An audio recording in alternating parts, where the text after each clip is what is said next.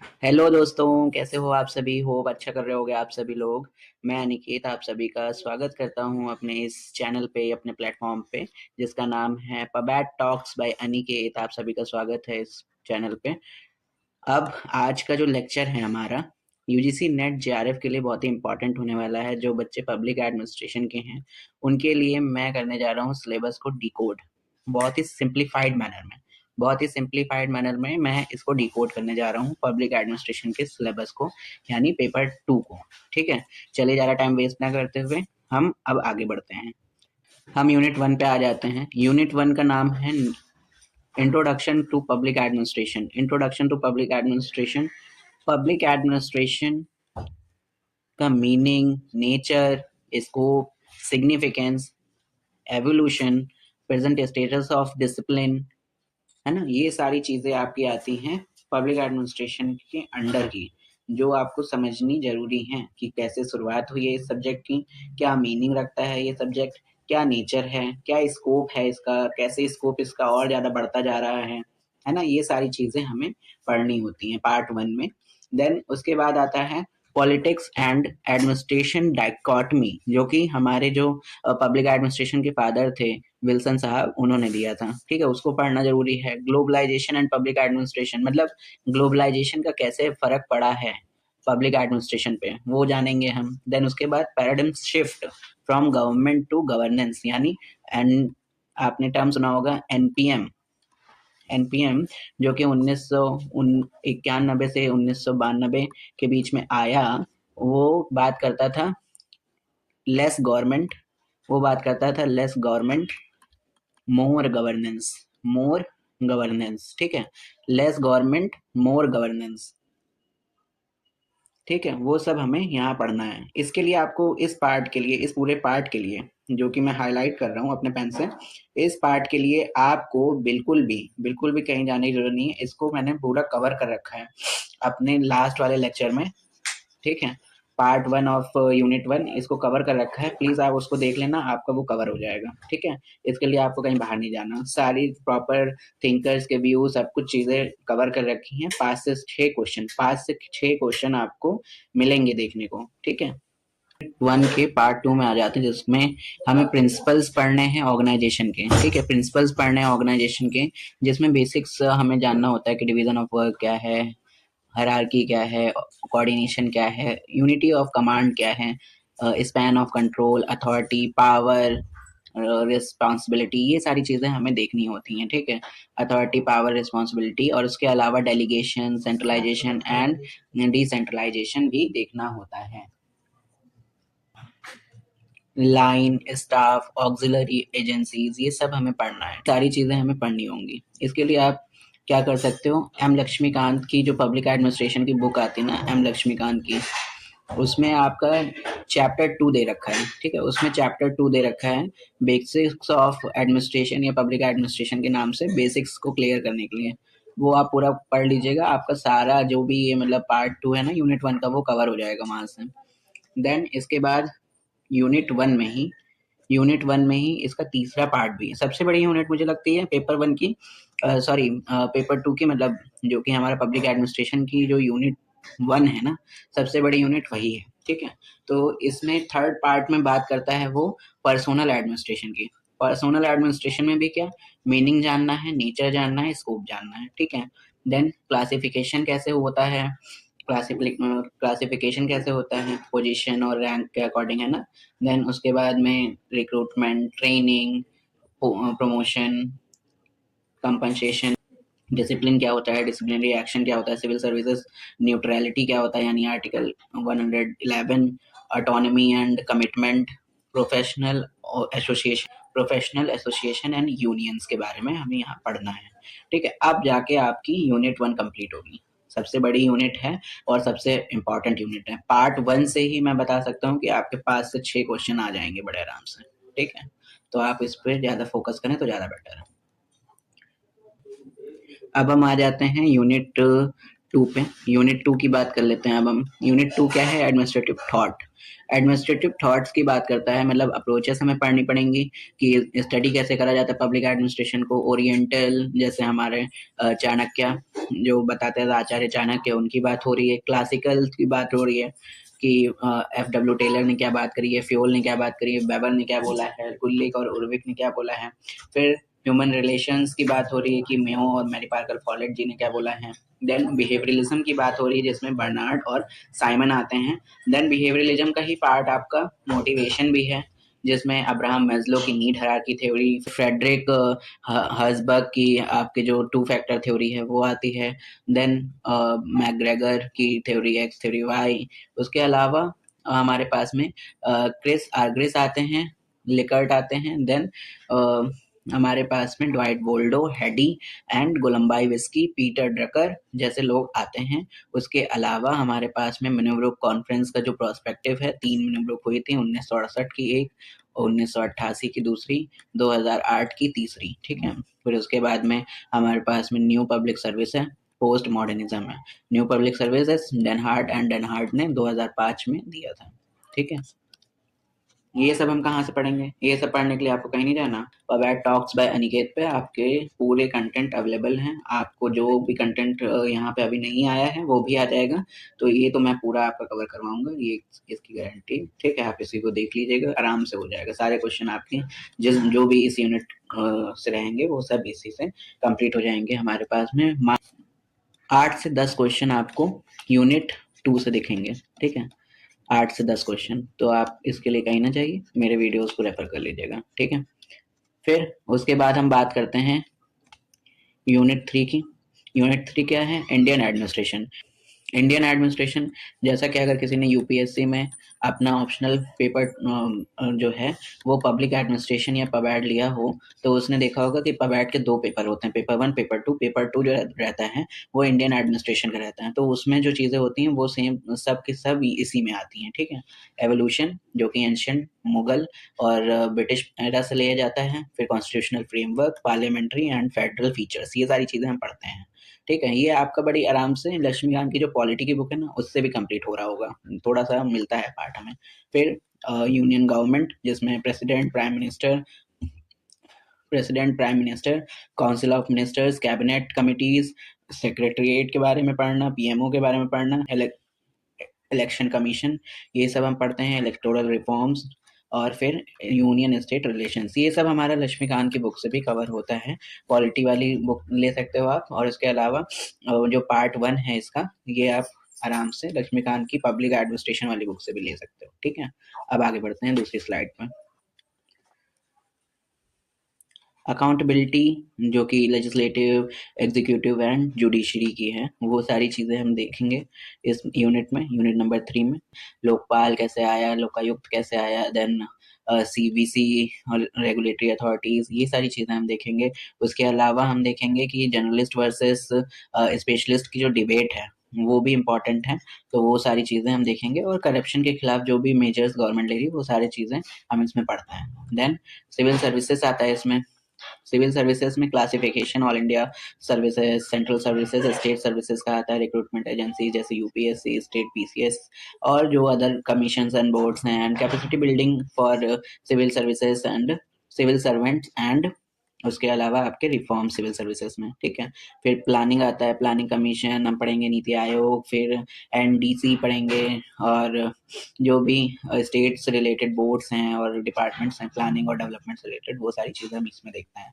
उसके अलावा हमें देखना है जुडिशरी, इंडियन जुडिशरी, जैसे कॉन्स्टिट्यूशन ने क्या उसको पावर दे रखी है, इंडिपेंडेंस दे रखी है, supreme court, high court, judicial review, PIL, PIL, judicial reforms, police administration भी हमें इसी में देखना है, रिफॉर्म्स देखने हैं पुलिस एडमिनिस्ट्रेशन के। उसके अलावा ई गवर्नेंस इनिशिएटिव जो है इंडियन एडमिनिस्ट्रेशन में, ये सब महत्वपूर्ण है। जो यूपीएससी वाले हैं उनका तो ये कवर हो गया होगा, और जिन्होंने एमए या बीए कर रखा है उनको कुछ ना कुछ पार्ट करवा दिया गए होंगे, उनके क्लासेस के दौरान में उनके टीचर्स ने करवाए होंगे, उनकी बुक्स में दे रखे होंगे। इन सबको कुछ नहीं करना है, इनको जाके आपको रिवाइज करना है, खूब अच्छे से रिवाइज करना है, और पीवाईक्यूज के बेसिस पे पढ़ना है आपको, ठीक है। सबसे अच्छा गाइड आपको पीवाईक्यूज कर सकते हैं, ठीक है? और जो शब्द यहाँ पे पड़े हुए हैं, कुछ ना करिए, जाइए आप इन शब्दों के आगे यूपीएससी डालिए, गूगल पे सर्च मारिए, आराम से आपको कंटेंट मिल जाएगा। ठीक है, अब आगे बढ़ते हैं। 4th यूनिट पे आ गए हम लोग, जिसमें स्टेट एंड लोकल एडमिनिस्ट्रेशन कैसे चलता है हमारे देश का, वो हम देखेंगे कि हाँ, कॉन्स्टिट्यूशनल फ्रेमवर्क क्या कहता है स्टेट एडमिनिस्ट्रेशन के बारे में, लेजिस्लेचर कैसी है, गवर्नर का क्या रोल है, फंक्शन है, चीफ मिनिस्टर की पावर्स, फंक्शन को देखते हैं। उसके अलावा हम देखेंगे सीएमओ कैसे काम करता है, उसके अलावा काउंसिल ऑफ मिनिस्टर का क्या रोल है, फंक्शन है, चीफ सेक्रेटरी का, स्टेट सेक्रेटरीट कैसे काम करता है, डायरेक्टरेट एंड कमिश्नरेट कैसे काम करते हैं। फिर आ जाएंगे डिस्ट्रिक्ट एडमिनिस्ट्रेशन में, जिसमें कॉन्सेप्ट पढ़ना है, एवोल्यूशन पढ़ना है। डिस्ट्रिक्ट एडमिनिस्ट्रेशन जैसे सबसे पहले अगर बात करें हम, तो उसमें तो हमें सबसे पहले नाम याद आता है कि डीएम की पोस्ट को किस गवर्नर जनरल ने बनाया था। डीएम की पोस्ट को बनाने वाले थे हमारे वॉरेन हेस्टिंग थे।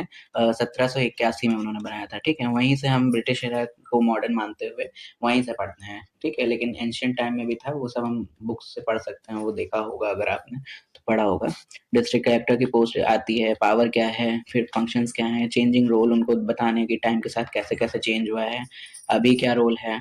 ऑटोनॉमस डिस्ट्रिक्ट काउंसिल्स देखने हैं, स्ट्रक्चर क्या रहता है, पावर्स फंक्शंस क्या रहते हैं, डिस्ट्रिक्ट रूरल डेवलपमेंट एजेंसीज का क्या काम है, evolution of local governance in India, ये सब चीज़ें हम पढ़ेंगे यहाँ पे इस यूनिट के under. Under 73rd and 74th constitutional amendment act.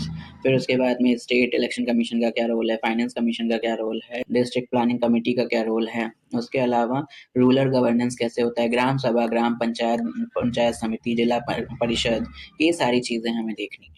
ठीक है, उसके अलावा इन सब के नोट्स मैं दूंगा तो है ही, और साथ में कोशिश यही रहेगी कि सबके ऊपर कुछ ना कुछ शॉर्ट वीडियोस या फिर लॉन्ग वीडियोस के थ्रू मैं कवर करूँ आपका ये पूरा सिलेबस। फाइनेंसेस की क्या प्रॉब्लम रहती है, पर्सनल एडमिनिस्ट्रेशन कैसा रहता है लोकल लेवल पे, उसके अलावा पॉलिसीज प्रोग्राम्स जो डिस्ट्रिक्ट और रूरल डेवलपमेंट के लिए चलते हैं, जिसमें मनरेगा का मेंशन कर रखा है इन्होंने। ठीक है, फिर हम आते हैं growth of urbanisation, urban governance, ये सारी चीज़ें पढ़ेंगे। Municipal corporations, councils, nagar panchayat, metropolitan governance कैसे होता है, ये सब चीज़ें देखनी पड़ेंगी। और रिफॉर्म्स क्या क्या हो रहे हैं अर्बन गवर्नेंस में, सॉलिड वेस्ट मैनेजमेंट कैसा है, स्मार्ट सिटी मिशन क्या है, और फिर उसके अलावा अमृत सिटी मिशन, ये सब हमें देखना है। ये भी यूनिट जो है बहुत बड़ी है।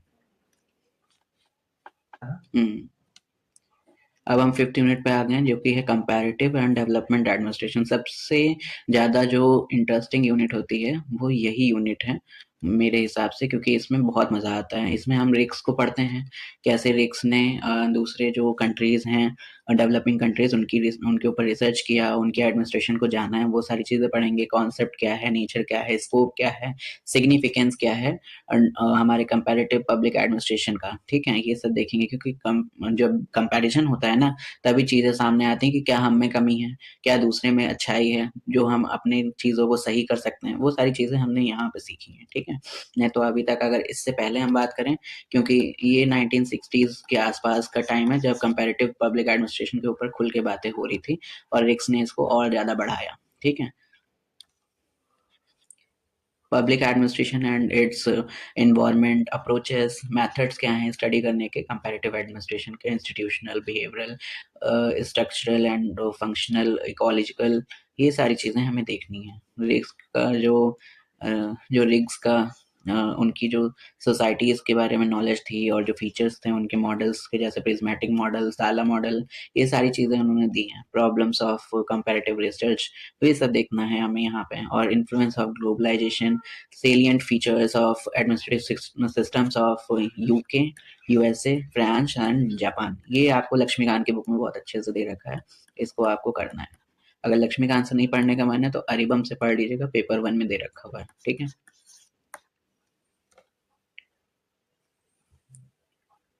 डेवलपमेंट एडमिनिस्ट्रेशन, डेवलपमेंट डायनामिक्स करके आपका एक यूनिट है यूपीएससी में, उससे बहुत ही मिलता जुलता है। डेवलपमेंट इस dimensions, development and modernisation, approaches क्या हैं डेवलपमेंट को लेकर के, sustainable development, anti development thesis, और ये सारी चीज़ें हमें देखनी होंगी। डेवलपमेंट एडमिनिस्ट्रेशन क्या है कि उसका कॉन्सेप्ट क्या है, नेचर क्या है और स्कोप क्या है, उसके अलावा उसका objective, features, significance, ecology of development administration, और इसमें कंट्रीब्यूशन रिक्स का, वोल्डो का, वेडनर का, है ना, ये सारी चीज़ें यहाँ पे देखते हैं। ये बहुत इंपॉर्टेंट थिंकर्स हैं, इनके ऊपर डायरेक्टली यूपीएससी में और यूजीसी नेट में डायरेक्टली क्वेश्चन पूछे गए हैं। लास्ट ईयर भी पूछा है और जून वाला साइकिल जो था इस साल का 2025 का, उसमें भी इनके ऊपर क्वेश्चन थे डायरेक्टली। तो बहुत अच्छे से आपको पढ़ना होगा, ये यूनिट बहुत इंपॉर्टेंट है। Role of bureaucracy in development, globalization, development administration, emergence of non state actors in development administration, triple P model क्या है, फिर CSR, उसके अलावा human development indicators and social audit, इन सब की बात करी गई है। ये थर्ड बिगेस्ट यूनिट है इस सिलेबस की, ठीक है। थर्ड नंबर पे मैं इसी को रखता हूँ। फर्स्ट यूनिट सबसे बड़ी है, सबसे इम्पोर्टेंट है, फिर इससे पहले जो फोर्थ यूनिट थी वो भी बहुत इंपॉर्टेंट थी, और फिफ्थ यूनिट की वाली बहुत इंपॉर्टेंट है, ठीक है।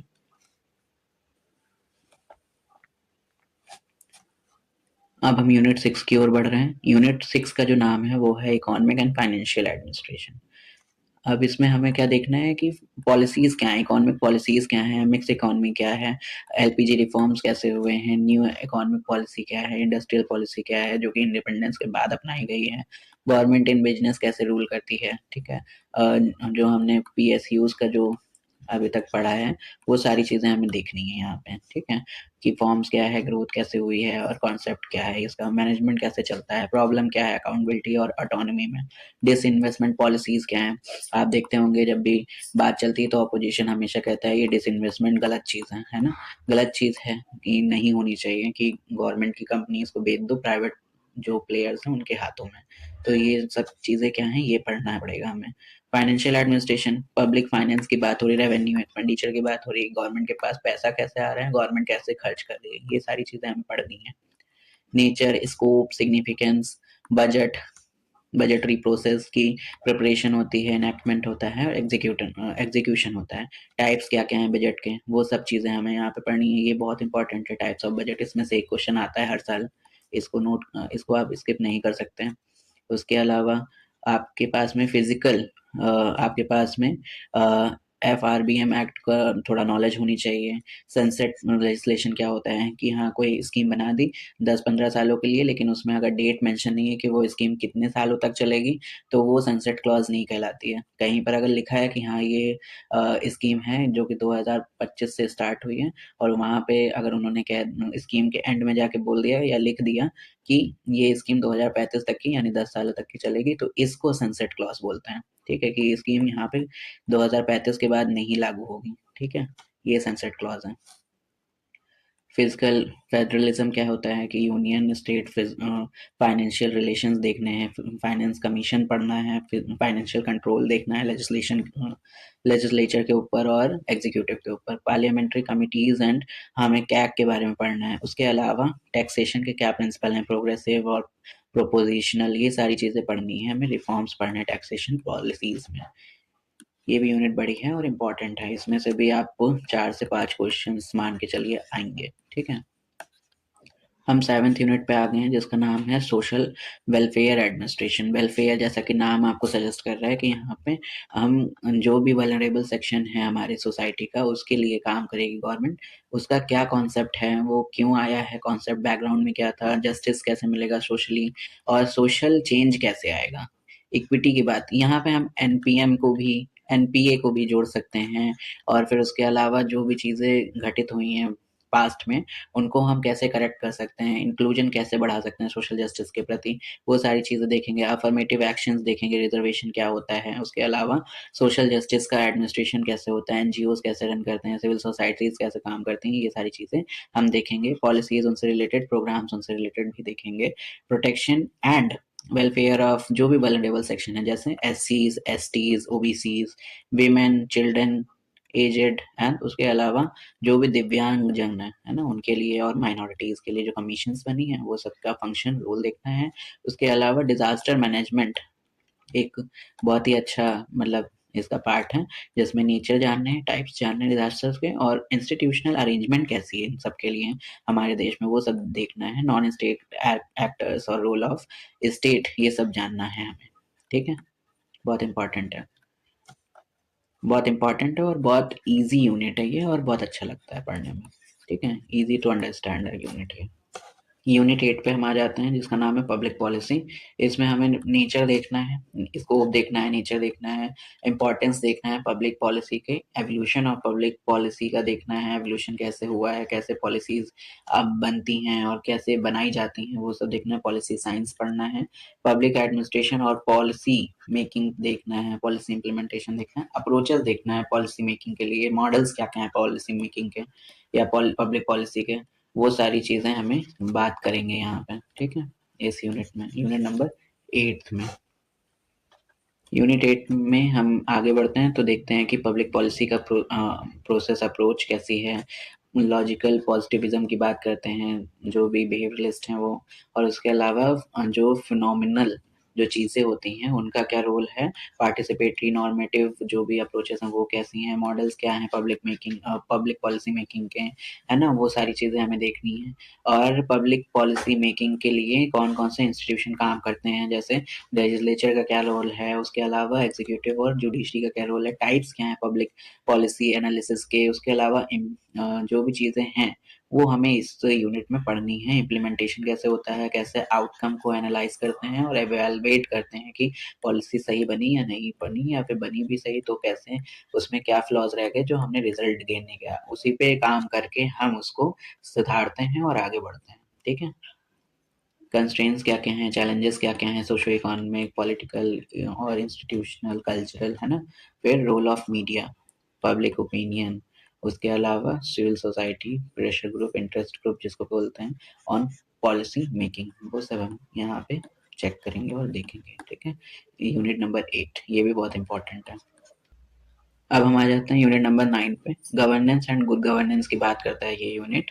इसमें हमें क्या देखना है कि इसका जो गुड गवर्नेंस का कॉन्सेप्ट है उनका एंशिएंट रूट क्या है, कौटिल्य क्या कहते हैं, प्लेटो ने क्या बोला है, अरिस्टोटल ने क्या बोला है गुड गवर्नेंस के ऊपर, एलिमेंट्स क्या हैं, फॉर्म्स क्या क्या हैं गुड गवर्नेंस की, थ्योरीज और कॉन्सेप्ट पढ़ने हैं हमें, जो कि वर्ल्ड बैंक ने दिए हैं और यूएनडीपी ने दिए हैं, ठीक है। यूएनडीपी ने दिए हैं मतलब डेवलपमेंट प्रोग्राम ने दिए हैं, ठीक है। State and market debate, civil societies का क्या रोल है, पब्लिक चॉइस थ्योरी क्या है ना, पब्लिक चॉइस थ्योरी क्या है, और एनपीएम क्या है, पब्लिक वैल्यू थ्योरी क्या है, गवर्नेंस एज थ्योरी देखनी है, गवर्नेंस एंड पब्लिक गवर्नेंस में अंतर समझना है, उसके अलावा नेटवर्किंग एंड कोलैबोरेटिव गवर्नेंस पढ़ना है। ये आज की डेट में चल रहा है, कोलैबोरेटिव गवर्नेंस बहुत इंपॉर्टेंट है, नेटवर्किंग बहुत इंपॉर्टेंट है। एक डिपार्टमेंट आइसोलेशन में वर्क नहीं कर सकता है, कोई भी पॉलिसी आइसोलेशन में वर्क नहीं कर सकती है, ठीक है। उसको कभी ना कभी कहीं ना कहीं हर डिपार्टमेंट के साथ में मिलके इन्फॉर्म्ड डिसीजन लेना है और उसे इम्प्लीमेंट करना है, ठीक है। मान लीजिए कोई भी डिपार्टमेंट है और उसको कोई पैसे की नीड है तो वो हमें हमेशा ही फाइनेंस डिपार्टमेंट की ओर देखेगा, फाइनेंस मिनिस्ट्री की ओर देखेगा, है ना। और वैसे ही मान लीजिए कोई अदर डिपार्टमेंट है जिसको लॉजिस्टिक्स के बारे में देखना है तो वो ट्रांसपोर्टेशन मिनिस्ट्री, रेलवे मिनिस्ट्री, इन सबसे बात करेगा, ठीक है। तो इस तरीके से काम होगा, ये नेटवर्किंग है, ये कोलैबोरेटिव गवर्नेंस है। उसके अलावा बिजनेस प्रोसेस क्या है, री इंजीनियरिंग क्या है, आईसीटी, ये आपका जो यूनिट्स है ना उनमें एक है पेपर 1 में भी, ठीक है, पेपर 1 यूजीसी नेट वाला, ई गवर्नेंस, ई गवर्नमेंट, ई रेडीनेस, डिजिटल डिवाइड, ये सब पढ़ेंगे वहाँ पे भी और यहाँ पे भी। Accountability, openness, transparency, gender and अब हमारा जो गवर्नेंस है वो सारी चीज़ें, सिटीजन एंड गवर्नेंस, ये सब रोल एंड लिमिटेशन भी देखना पड़ेगा हमें। राइट टू इन्फॉर्मेशन एक्ट 2005 वाला, उसको पढ़ना पड़ेगा, उसमें क्या क्या अमेंडमेंट्स है वो सारी चीज़ें देखनी है, उसमें कैसे एडमिनिस्ट्रेटिव रिफॉर्म लाया, है ना। ये सारी चीज़ें हमें इस यूनिट में, यूनिट नंबर 9 में देखनी है। सिटीजन चार्टर पढ़ना है, सिटीजन चार्टर पढ़ना है, कॉन्सेप्ट क्या है, ऑब्जेक्टिव क्या है, सिग्निफिकेंट क्या है और अभी तक क्या क्या अचीवमेंट है चार्टर्स की, ठीक है, वो सब देखना है। एथिक्स कहाँ लैक कर रहा है हमारी पब्लिक अकाउंटेबिलिटी में, इन गवर्नेंस, है ना। और रूल ऑफ लॉ, डाइसी ने जैसे दिया था, एडमिनिस्ट्रेटिव लॉ, डेलीगेटेड लेजिस्लेशन, और उसके अलावा एडमिनिस्ट्रेटिव एजुडिकेशन, ये सब चीज़ें हमें इस यूनिट में पता चलेंगी। ठीक है, वैल्यूज़ क्या-क्या हैं, फैमिली कैसे फैमिली, सोसाइटी, एजुकेशन कैसे शेप करती है हमारी वैल्यूज़ को, एथिकल फाउंडेशंस को इन गवर्नेंस, इन एडमिनिस्ट्रेशन। ठीक है, वो सारी चीज़ें हमें देखनी पड़ेंगी इस यूनिट में। अब हम अपनी लास्ट यूनिट में आ गए हैं, जो कि unit number 10, research methodology. Research methodology में हमें पढ़ना है कि सोशल साइंसेस की रिसर्च कैसे होती है। हमें रिसर्च केवल नहीं पढ़नी, हमें सोशल साइंसेस की रिसर्च पढ़नी है। हम कोई साइंटिफिक रिसर्च तो करने नहीं जा रहे हैं, लेकिन हम पीएचडी में अगर एडमिशन लेंगे तो हम तो अपने एमए वाले सब्जेक्ट से ले रहे हैं ना, वो तो साइंस का है नहीं, हम तो नॉन साइंस वाले हैं, है ना?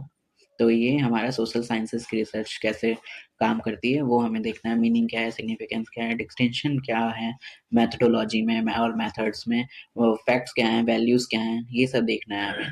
थ्योरी बिल्डिंग का क्या मॉडल है, साइंटिफिक मेथड्स क्या-क्या हैं, ऑब्जेक्टिविटी क्या होता है, ये सब हमें पढ़ना है। टाइप्स क्या हैं रिसर्च के, आइडेंटिफिकेशन कैसे करनी है रिसर्च प्रॉब्लम की, हाइपोथेसिस कैसे लिखना है, नल हाइपोथेसिस क्या होता है, वैलिडेशन कैसे देनी है हाइपोथेसिस को, रिसर्च डिज़ाइन क्या है, ठीक है, रिसर्च डिज़ाइन क्या है, कैसे बनाते हैं रिसर्च को, फिर उस रिसर्च डिज़ाइन को, और उसके अलावा मेथड्स क्या-क्या हैं हमारे डेटा कलेक्शन के, प्राइमरी सोर्सेज़, फिर सेकेंडरी सोर्सेज़, और उसके अलावा भी हमारे पास में सैंपलिंग की टेक्निक्स क्या-क्या हैं, मेजर कैसे करना है, एनालाइज़ कैसे करना है किसी डेटा को, फिर यूज़ ऑफ कंप्यूटर क्या है सोशल साइंस रिसर्च में, है ना? ये सारी चीज़ें हमें यहाँ पे देखनी है। एथिक्स कैसे काम करता है यहाँ पे, बिब्लियोग्राफी और रिपोर्ट राइटिंग, ये सब हमें यहाँ पे पढ़ना होगा। यूनिट 10, ये भी बहुत अच्छी यूनिट है, बहुत इंटरेस्टिंग है अगर सही तरीके से पढ़ी जाए तो। ठीक है, और ये इस तरीके से हमारी 10 यूनिट्स को मैंने बहुत ही सही ढंग से आपके सामने रखने का प्रयास किया है, और अच्छा लगा हो लाइक करिए, सब्सक्राइब करिए और बाकी लोगों के साथ भी शेयर करिए। Thank you for watching, thank you so much.